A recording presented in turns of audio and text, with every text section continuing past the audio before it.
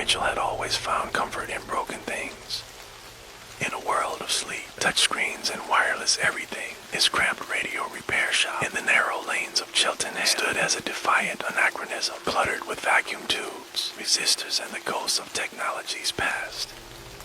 The locals called him peculiar. He preferred to think of himself as a curator of forgotten frequencies. The shop itself was a testament to his obsession. Shelves lined with radios from every era, their dusty facades telling stories of BBC broadcasts and late-night radio, Luxembourg train missions. Housed in a Victorian terrace building with its original sash windows and creaky floorboards, the shop seemed frozen in time. The air perpetually smelled of solder and PG tips, and the ancient radiator clanked and hissed like a temperamental old cat. It was on a dreary Tuesday evening in October when everything changed. Rain had been falling steadily since morning, drumming against the window panes, and Greg was preparing to close up shop. He just finished repairing Miss Anderson's 1960s Bush radio when he noticed something odd tucked behind a stack of repair manuals, a radio he didn't recognize. The device was unremarkable at first glance, a simple black box with no manufacturer's marks or model numbers. Not a Roberts or a Hacker or any British make you recognized. Its surface was smooth, almost organic, with 3 basic knobs and a dial that glowed with a faint, greenish light. Greg frowned, trying to remember where it had come from. And a customer dropped it off. He would have remembered that. He kept meticulous records of every repair job in his leather-bound ledger. Curiosity got the better of him. He plugged in the radio, and a soft hum filled the air as it warmed up. The sound was different from the usual electrical buzz, deeper somehow, more alive.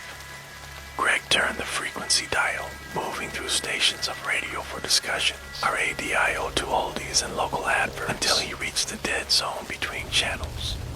That's when he heard it whispers in the static.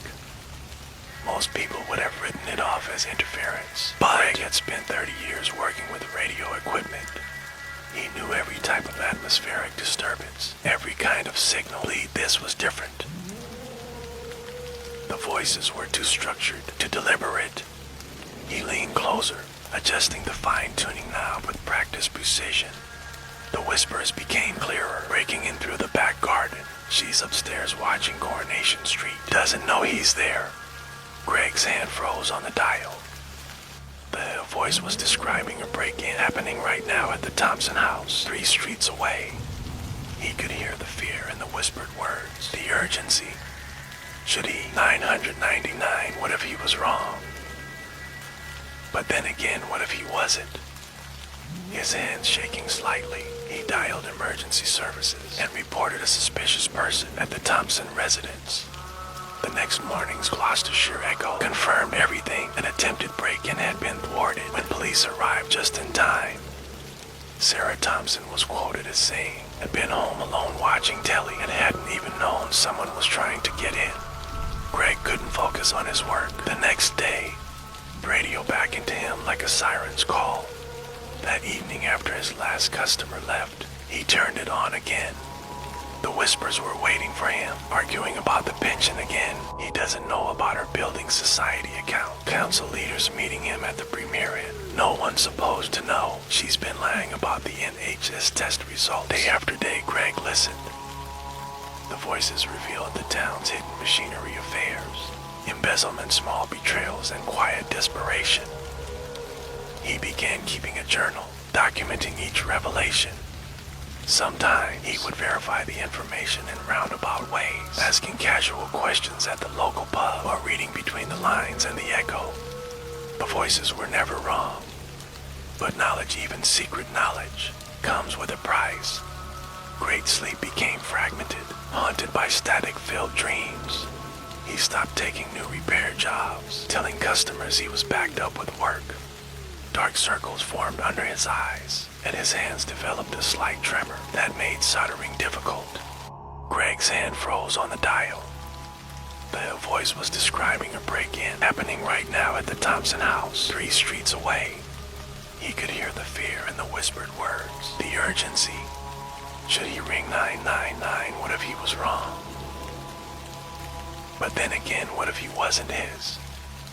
And shaking slightly, he dialed emergency services and reported a suspicious person at the Thompson residence. The next morning's Gloucestershire Echo confirmed everything. An attempted break-in had been thwarted when police arrived just in time. Sarah Thompson was quoted as saying she had been home alone watching TV and hadn't even known someone was trying to get in. Even his regular morning cuppa couldn't shake the fog from his mind. Then one evening, as the autumn rain pelted against the windows, the whispers changed their focus. Greg Mitchell sits alone in his shop. His tea has gone cold. He hasn't called his sister in Cornwall. For 3 months his blood ran cold.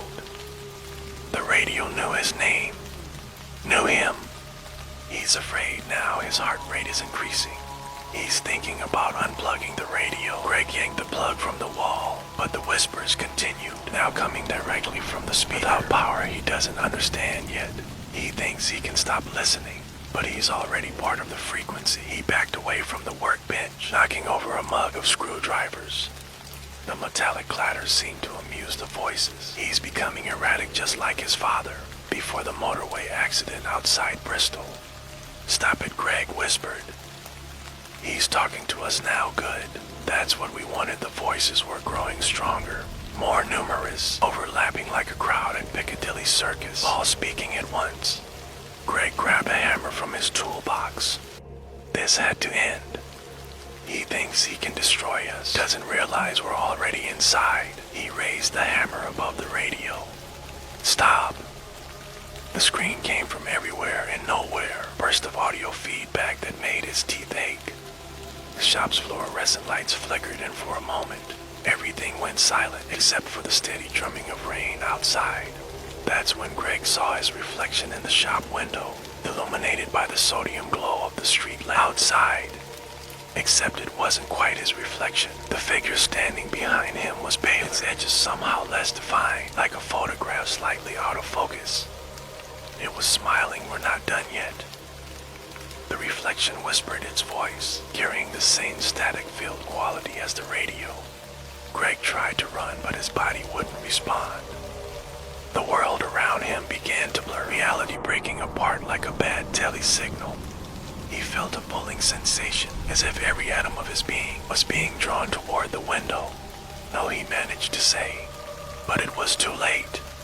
The reflection reached out, its hand passing through the glass like fog on the moors, and grabbed his wrist. The touch was electric, sending waves of numbness up his arm. The last thing Greg Mitchell saw was his own face, smiling back at him as he was pulled into a world of endless static. His doppelganger straightened its collar, picked up the shop keys, and walked out into the rainy Cheltenham night, leaving behind only the faint sound of radio interference and a cold cup of tea. In the days that followed, none of the customers at the radio repair shop noticed anything different about Greg Mitchell. If he seemed a bit quieter, a bit more distant, well, he'd always been a peculiar sort. If sometimes late at night, passers-by heard whispers coming from the shop, darkened windows, voices that sounded like static. Speaking in Greg's voice, they hurried past, clutching their coats tighter against the autumn chill. For in the world behind the glass, in a dimension of pure signal and noise, the real Greg Mitchell screamed soundlessly, his cries lost in an eternal sea of static, forced to watch as something wearing his face lived his life. And sometimes on particularly quiet nights, when the rain fell just so, you could almost hear him, a white noise between radio stations, whispering a desperate warning that no one would ever understand.